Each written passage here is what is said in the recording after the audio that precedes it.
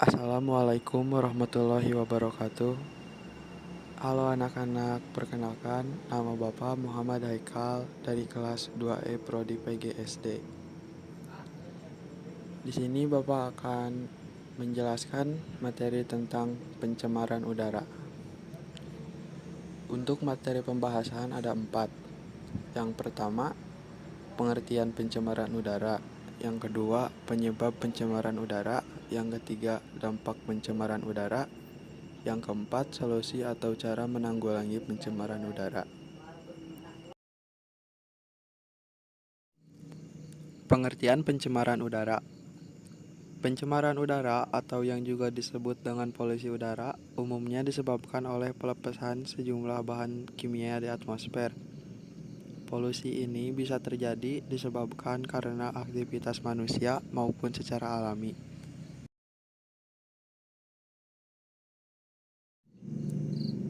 Penyebab pencemaran udara. Penyebab pencemaran udara ada 2, yaitu faktor alami dan faktor manusia. Faktor alami seperti abu vulkanik yang dikeluarkan akibat gunung meletus, gas vulkanik, debu yang berterbangan, bau yang tidak sedap akibat proses pembusukan sampah dan lain sebagainya. Faktor manusia di antaranya ialah melalui pabrik-pabrik industri, kendaraan bermotor, limbah pertanian, kegiatan pertambangan, pembakaran sampah, hingga sampah rumah tangga.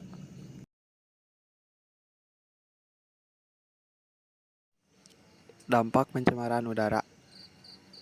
Yang pertama, ada dampak terhadap manusia, seperti gangguan saluran pernapasan, iritasi mata, dan alergi kulit sampai pada timbulnya kanker paru-paru.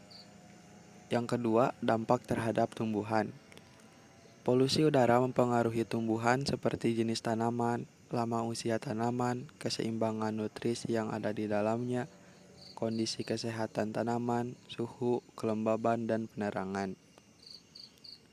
Yang ketiga, ada dampak terhadap hewan. Dampak yang terjadi kepada hewan dapat secara langsung dan tidak langsung.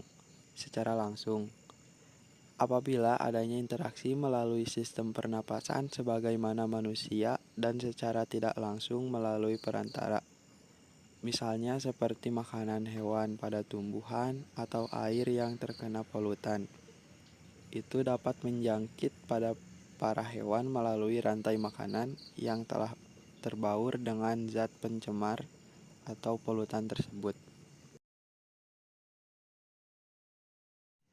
Solusi atau cara menanggulangi pencemaran udara. Untuk mengatasi pencemaran udara, ialah menyelesaikan dari akarnya yang berkaitan lingkungan dengan sumber masalahnya. Di antaranya mengurangi konsumsi bahan bakar dan mencari bahan yang lebih ramah. Pembangunan RTH atau ruang terbuka hijau, pembangunan bangunan serta pemukiman yang berkelanjutan dan sarana transportasi yang ramah lingkungan. Kesimpulan, pertumbuhan penduduk yang pesat menyebabkan perkotaan menjadi area dengan jumlah penghuni tertinggi.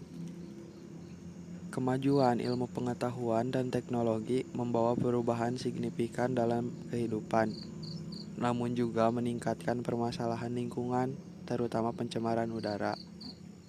Kualitas udara di kota jauh lebih buruk dibandingkan dengan di desa, disebabkan oleh polusi dari pabrik, perkantoran, rumah tangga, dan sampah. Pencemaran udara mengurangi daya dukung alam terhadap kehidupan dan menurunkan kualitas hidup manusia. Dampak pencemaran udara sangat besar, memengaruhi manusia, hewan, tumbuhan, material, dan kualitas air hujan. Untuk mengatasi masalah ini, perlu dilakukan pengurangan konsumsi bahan bakar, penggunaan sumber energi yang lebih ramah lingkungan, pembangunan ruang terbuka hijau, dan penerapan transportasi ramah lingkungan.